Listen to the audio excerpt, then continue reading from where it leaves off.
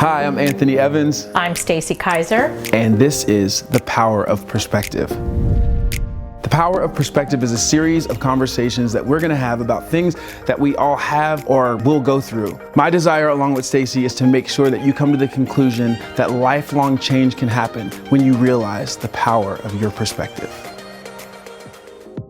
I'm thrilled to be sitting here. It feels a little awkward because me and Stacy don't ever meet in real life, which I would say, because I'm always like, therapy's normally just like me and her and discussing the deepest issues of my life. And now it's me, you, and all of them, because I think it's so important for all of us to realize the importance of therapy. And I know that there are a lot of like stereotypes and things of like, people don't think they need it. And there's, you know, like, I'm a man, I can figure this out. That's what I've heard a lot of times. And I want Stacy, first of all, to talk about the stereotypes around therapy and why they should not be there. I think that counseling, well, a lot of people like the word counseling over therapy. It sounds a lot lighter. Therapy, I think people have this image that it has to be this like 20-year thing where you cry all the time. Mm-hmm. And I don't really see counseling or therapy as that. I mean, there are tears at times, but I think that really counseling is about empowering yourself and getting to know yourself so that you can grow and make your life better. I think it should be required. I think we all I'm not just saying that, that's what I do for a living. I really think it should be a requirement for people because oftentimes you need someone else's perspective in order to figure out your life. I didn't know that I needed it, but here's the deal. I'm an emotional guy. The people who have followed me for a while know that. I'm an artist, you know, I'm all about my feelings all the time. And I just thought, I got to get this under control, because there were moments where I'm a singer. Some of you don't follow me or found this on accident.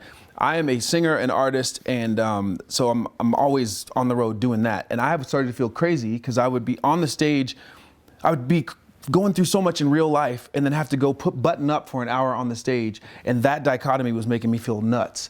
And so I had to figure out a way to deal with all that so I didn't feel like there was like this duplicitous thing happening in me, because it made me feel crazy to get up on stage and act like I had it all together. So I was searching for a therapist. Just to give you guys a backstory, I was thinking about it, and I had on a TV show in my living room in my place here, and there was a therapist on the show handling a situation very well, and it was Stacy. But that's how I found her, was watching a TV show. And she's been on a bunch, Tyra and Steve Harvey and the Good Morning This and Access Hollywood that. And for you to take time to see me 3.5 years ago meant a lot. And it has benefited my life immensely to actually just push through the fear of going and sitting down and telling a stranger all my business. Yeah, I have a question for you about that I think a lot of people would want the answer to. You come from a religious and spiritual background, mm-hmm. and I know that a lot of times people will reach out to me either on social media or personally and say, I am religious and I don't know, if this kind of counseling is okay. So I thought maybe you could talk about that crossover. Yeah, the bottom line is my biggest kind of mantra as it relates to this and faith is that as it relates to God, you do what you can, and then God will do what you can't. That's the bottom line. I do not think that my job as a believer is just to pray and then expect God to just do it every time. Sometimes it happens. Sometimes you pray and it happens. But sometimes there is work involved for me to actually to get to the end that I'm wanting. So that's how I relate it as it relates to my faith. The things that we've talked about, a lot of it is taking practical things, prayer and all that stuff, but me doing practical things. I always tell people there was a time in my life, well, I fly a lot. I'm always on planes, and I don't buckle my seatbelt sometimes because it's just, I'll be fine. No, it's bad. But a flight attendant caught me, and she was like, buckle your seatbelt, buckle your seatbelt. I wasn't doing it. So the third time, she gets in my face and basically says, you have asked us to take you to a destination. And the bottom line is you not buckling your seatbelt is keeping you from going where you ask us to take you. So, and it's also not just keeping you from that, it's keeping everybody on the plane from going to their destination. So that was a very prime example of me doing something seemingly insignificant, like buckling your seatbelt. That's not connected to the engines of the plane. You know what I mean? So, but I did that, and I got to go to where I was asking. So that's how I view therapy. Is sometimes it's things that seem inconsequential, but they in turn change everything. And I'm a big believer in the faith element as well. But I have had people literally come to my office and say, I have been praying to God for a job or a relationship. And I say, well, did you apply for a job anywhere? No. Did you go to try to meet anyone anywhere for that relationship? No. And so I don't know. I think he's a powerful guy and amazing things happen, but I don't usually see like jobs and people just knocking at the door saying, hi, I'm here to hire you. Hi, I'd like to date you. Right. You got to do some work. Yes. And that's what this is. That's what you represent to me, is me trying to do the work and then me seeing results because of that. And I want you guys to see those results. I know this is such an interesting scenario because we're always in a, Stacey, as a therapist, there's just so many things you're not supposed to sit in front of cameras with your clients, but I think this is great. So this is on me. I want to talk about me as much as it can help you in this scenario. I want us to be open with all of them. And one of those things I want to be open about, and just kind of start with, because it's what I've been going through, what my family's been going through, is the topic of grief. Like, this past 20 months in our family's lives, it's a lot. A lot of people who are watching this already know, but some don't. But we've lost 6 members of our family in the last 20 months in every kind of way, like sudden, tragic, illness, age, all that stuff has happened. And I, being the emotional one of my family, am trying to figure out the best ways to deal with grief. So can you help me just start that conversation? Like, what are your suggestions as related to dealing with grief? Well, I mean, obviously grief is one of the most distressing experiences that any of us could go through. And we don't have any control over that. That's an experience that is completely out of our hands. Obviously, if someone isn't well, they can take measures to try to make themselves better. But tragedies happen, illnesses happen, people reach the end of a life cycle. Yeah. Even if they're well, their body stops. And so dealing with some of the helplessness of that experience, I think, is really important. If you have lost someone, I think it's really important to think about how you want to remember them. Mm-hmm.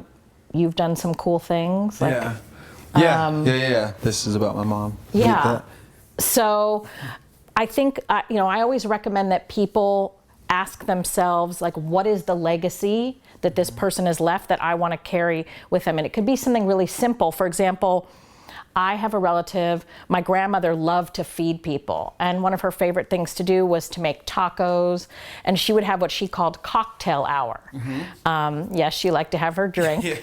But what she would do is sort of lay out a spread of food and offer people drinks and kind of force feed everybody who was there. And I've decided that I'm going to carry that. Sure. So if someone's at my house around what my grandmother would call cocktail hour, which could be anywhere from like 4 to 7 p.m., however, she would stretch it later if need be, I want to feed people because that's part of how I carry my grandmother with me. Mm-hmm. I also think it's really important, if you have somebody who's charitable or somebody who likes to read, that you really make an effort to sort of integrate those elements into your life. Yeah, I love that. And that's what I'm doing as related to my mom. It's been it's been a crazy situation, but I'm noticing one, how much of her I carry with me when it comes to those things, those little nuances that I do that I didn't even realize were because of her. But I have made a decision to make sure that the legacy of her lives on through the things that people won't even see outside of this house, basically. You know what I mean? Whether it's just the hosting thing, or there's pictures everywhere in my house, and that is because of my mom. That I know that's my mom. Or there's flowers in my house, that is because of my mom. And so I love having that to help me. My family is most worried about me. My father has actually told people he is worried about me because I'm the emotional one. I don't handle things well because I go to a place of emotion first. The rest of my family is super logic, like that's their thing. But there have been just two major things. I decided to treat everything in my life everything in my life is in a constant state of decay is not the right word, but a constant state of disrepair. That's probably a better word. Like everything, whatever it is, like everything unattended to, especially, is in a constant state of disrepair. So I look at I think that's emotional and logistical. Just to say, like, if you don't attend to things in your house, they start to fall apart. Right. And your feelings are very much the same way. So I think that was such a good visual. I just wanted to highlight it. Okay, I didn't mean to interrupt you. See, look, I'm doing good. Yeah. A lot of times, Stacey, she points me on the right road, like, okay, you're talking right, let's keep going. But I did that with my mom, and before her health got, messed up, I treated it like you will not always have this with your family. And so I would make the effort to go home. I would make the effort to, especially when we got the diagnosis a couple years ago, I would talk to her every day to make sure I did that. And I'm out in California a lot, but I go home once a month. I would treat things in my life like they will not always be this way. It will not always be this way. And it made the way I handled my mom when she was here different. And it minimized the amount of regret I could potentially have if I don't think that way.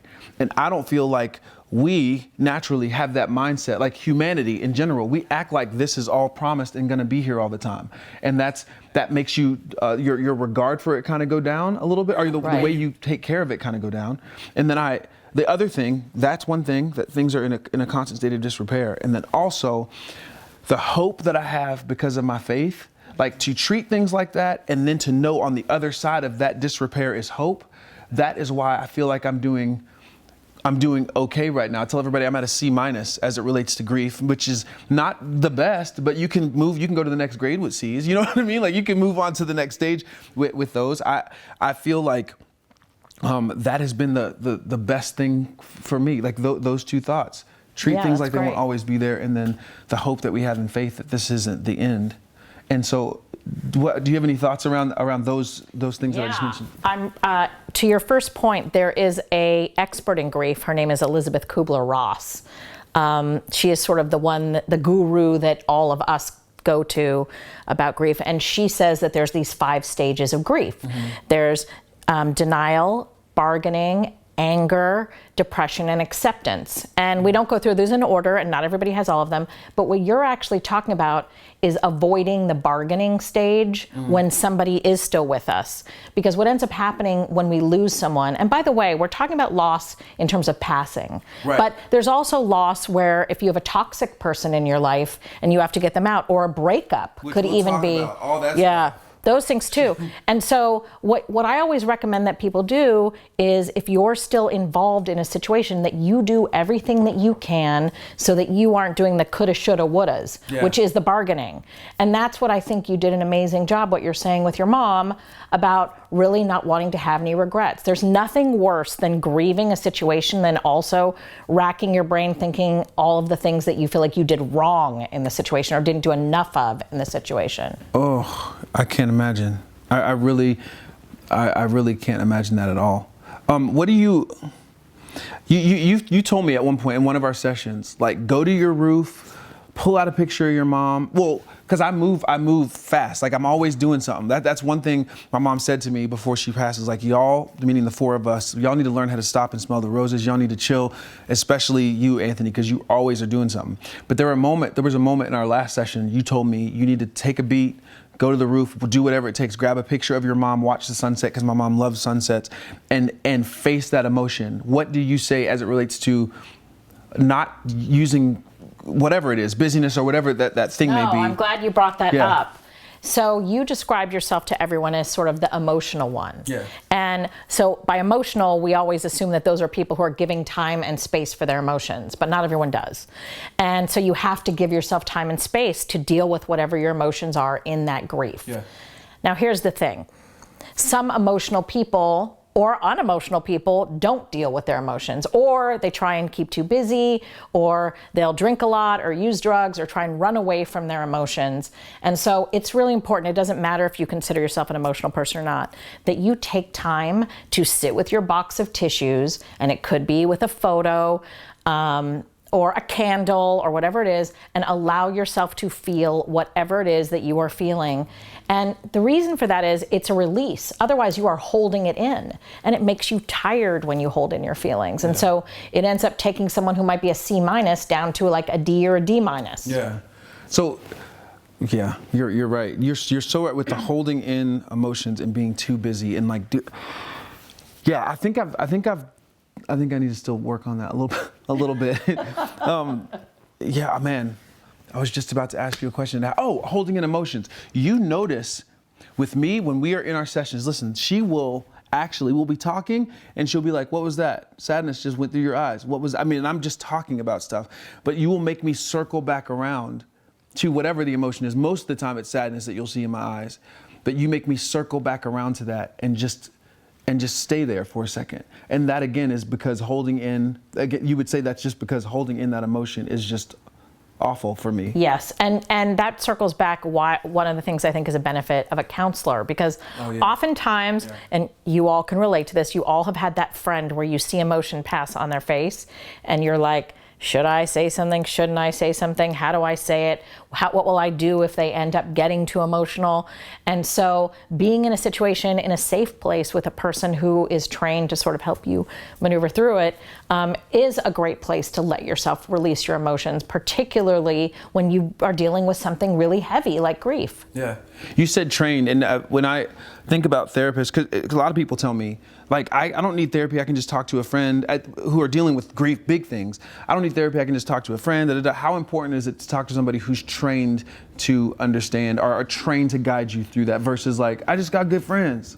Yeah, if you ever hear me speak or read anything that I post anywhere, I always talk about support. Mm-hmm. And so yes, the friends can provide the support, but all of us know even the best friend doesn't always have the skills to help a person move through whatever it is that they're feeling, and sometimes to help them come out of the feeling. Right. And so that's part of what people who have, degrees in counseling have, is the skill set to help a person through whatever it is they're dealing with, and also help them come out the other side in a way that is like healthy and productive.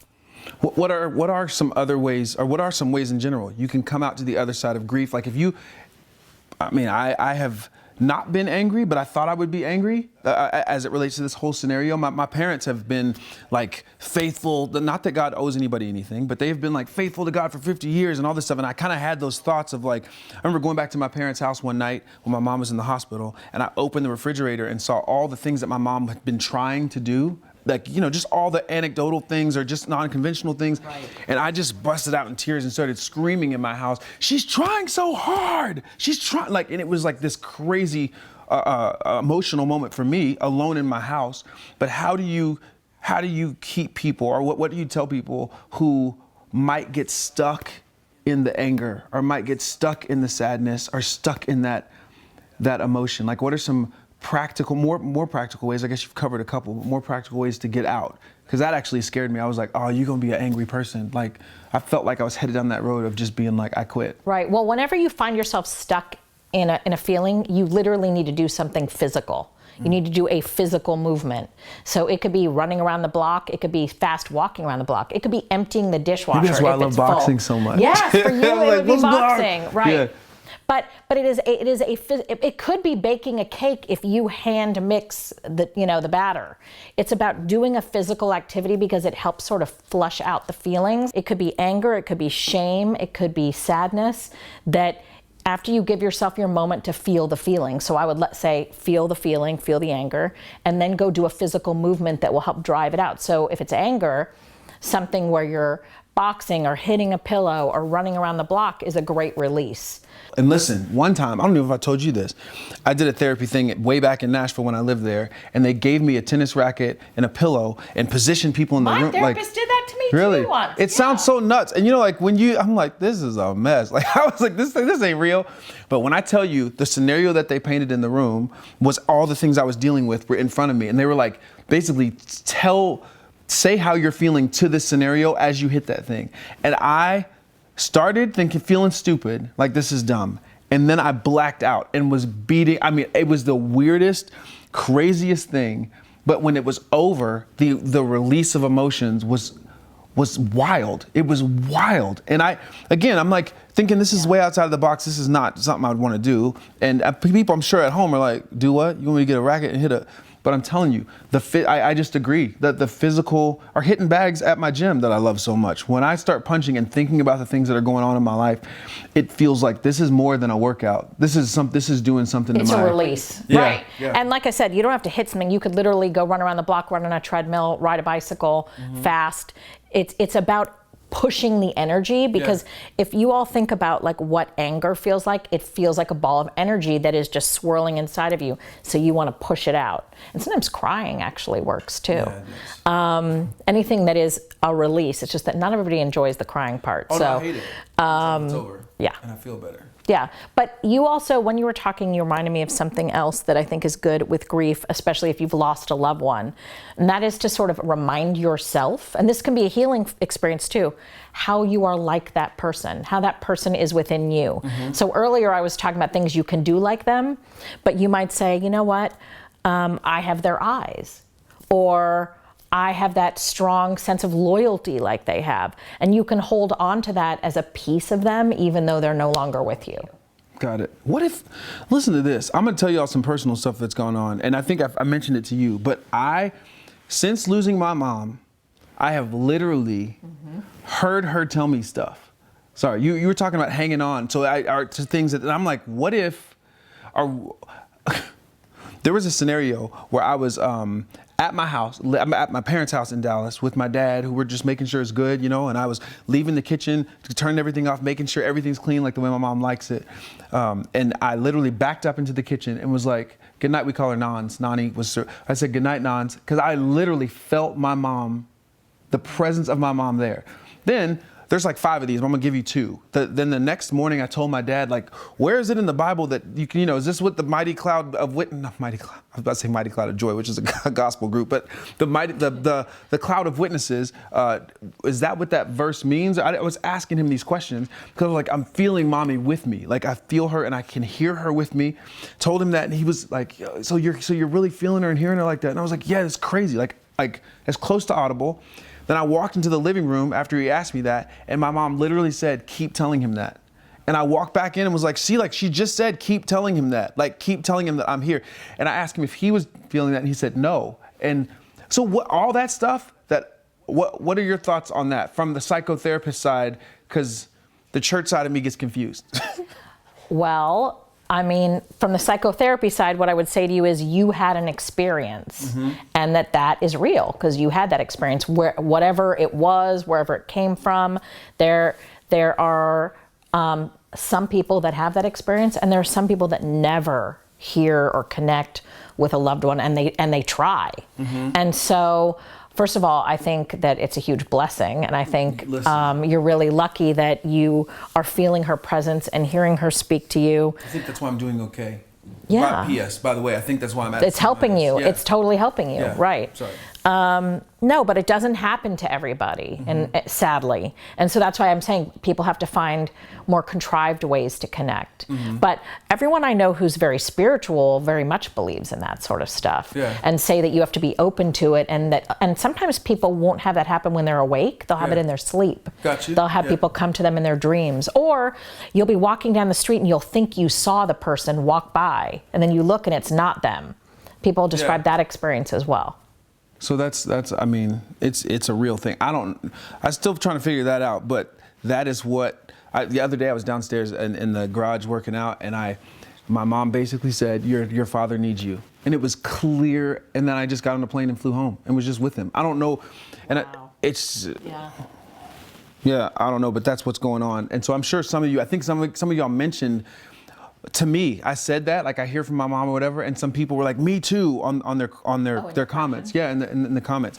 Speaking of questions, okay. I'm gonna open my phone to some of these things that were that were related to grief, to make sure we get, again, y'all went wild with these questions, so don't, in a great way. So don't be offended if we don't get to you. We're gonna do as much as we can and make sure that we, let's see. Will you sing me happy birthday is not a question about grief, but let's see. Is there a way I can properly heal from the loss of my mother? I mean, that's what we've really been talking about. I guess dealing with the emotions head on. Yeah, and that saying about time helps. it does get easier. But then you'll have days where it will just overtake you, and that could be a year from now, 5 years from now. And so to me, it's really about allowing yourself that time to grieve that we talked about, integrating into your life as much as you can the kinds of things that connect you to that person. And also, asking yourself, how would this person want me to live now? Ooh, that's a good Because one. oftentimes, I'm going to say most of the time, when people are about to pass, what they would say is, I want you to live your life. I want you to do what you do. I don't want you to stay in bed, 24/7. And so it's really important to find that place in grief. I got it. That makes total sense. And that's why I think a part of the way I'm living now already, my mom said to us, the four of us, that she wants us to learn how to stop and smell the roses. And although that's cliche, it's somewhat cliche to some people.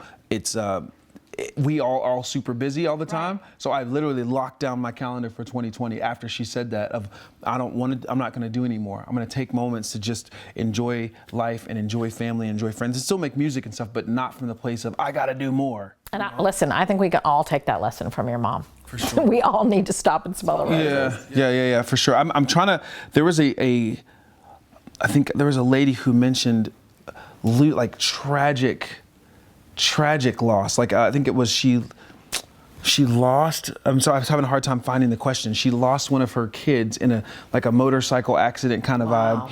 And there was somebody else who mentioned just the hardship of dealing with that.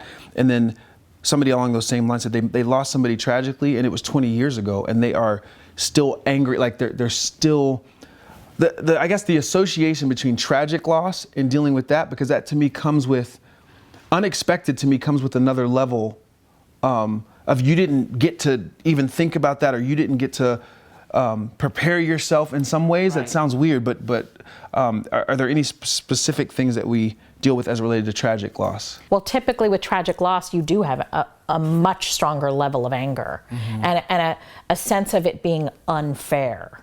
Yeah. And so it becomes really important to sort of let yourself have those feelings and to process those feelings, and to funnel that anger. And the sad reality is some things just can't be explained. There just are tragic things that happen, and it is sad and it is unfair. Yeah. And one of the things that I will say, if you are talking to somebody who has dealt with a tragic loss, don't do that sort of stuff where you say like, oh, well, at least you had time with them in the past, or somebody well, said, tragedies happen. Okay. People say crazy stuff. Right. And that's why, yeah, what did some, so no, I'm just sorry. No, I'm just telling on people. What are some things people said to you? Oh my gosh. Well, yeah, somebody said, first of all, there was a scenario where a lady said to me, she said, I'm so sorry to hear about your mom. But this is extreme. But she said, I'm so sorry to hear about your mom. But when she got diagnosed, and then she started to. Actually, I don't think I should say this. She basically told me what she did for a living, which she planned funerals. That's. I'm not kidding you. That's an extreme case. Yeah. That's one of those moments. That was where very inappropriate. I mean, listen. It was wild, and that's way extreme. But other people have said to me things like, "Well, at least your mom got to live a full life," and all this stuff. And I'm like, "Stop talking to me! Like, don't talk to me." Yeah, you know what I mean? And I think people do that. Just for those of you that are listening that have done that, I think it's with the intention of comfort. The other lady, the funeral woman was trying to market herself. But those of us who say like, at least she lived a long life, or you were there, or whatever it is, I think it's well intended, but it's not what people want to hear. People just want you to say to them, "I'm here for you. How can I help you? What do you need?" And that is all. There's obviously so much more we could talk about as related to grief, and we're going to do a couple more questions. And just so you know, these subject matters will come up intermittently, I feel like, throughout these episodes. We'll kind of be circling back to certain things, because the question that came in was how, I say that because the question that came in was, how do I basically grieve a relationship where the person, for me, I lost somebody in their physical form here on the earth. But this question was about, how do I grieve losing somebody who's still walking around, whose Instagram post I still see, that live situation that still will come back and mess with you. So yeah, that's. Right, so this could be like a breakup, or a friendship, all that stuff. Or even a toxic family member, like somebody who either they don't want to have contact with you or you don't want to have contact with them.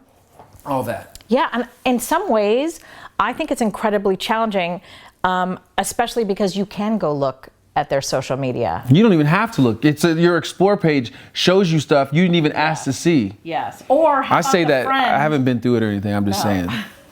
Or how about the friend that says, "Oh, I think you should go talk to so-and-so who you cut out of your life." Or I just ran into so-and-so, and did you know that person is doing X, Y, and Z? And it's like stab, stab, stab, stab, They're stab. with somebody else. It's great. They're great.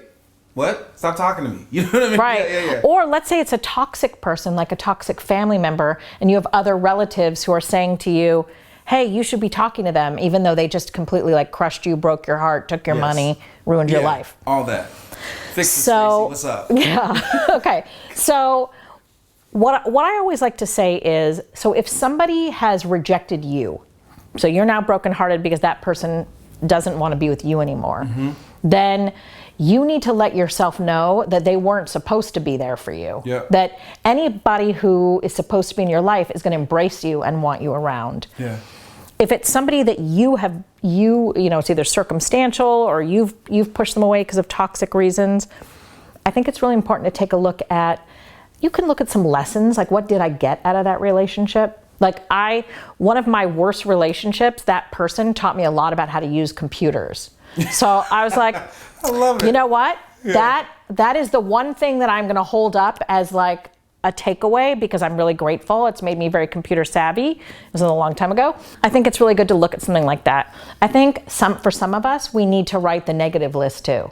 Like if you're thinking, I want to be around this person, I still want to call this person who's toxic or out of my life, that's when you can pull out the little list on a piece of paper in your smartphone or on your computer and be like, these are the 30 reasons why I don't want to contact this person. Right. Because what ends up happening oftentimes is we like romanticize somebody. We start to just think about the good things, or we miss them instead of reminding ourselves of the bad. And so if you can focus more on the negative, it becomes easier to stay away.